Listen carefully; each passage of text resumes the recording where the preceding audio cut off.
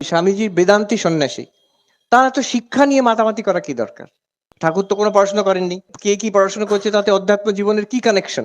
তো সেই মহারাজ বললেন হচ্ছে না গো, শিক্ষাতে বুদ্ধি মার্জিত হয়। A certain development polish comes through better and better education. সেটাই manifestation of the perfection within man.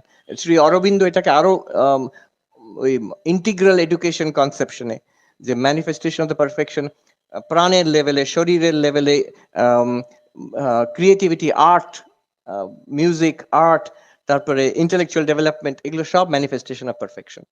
স্বামীজির বেদান্তি সন্ন্যাসী, তারা তো শিক্ষা নিয়ে মাতামাতি করা কি দরকার? But he was very interested in education and a better system of education.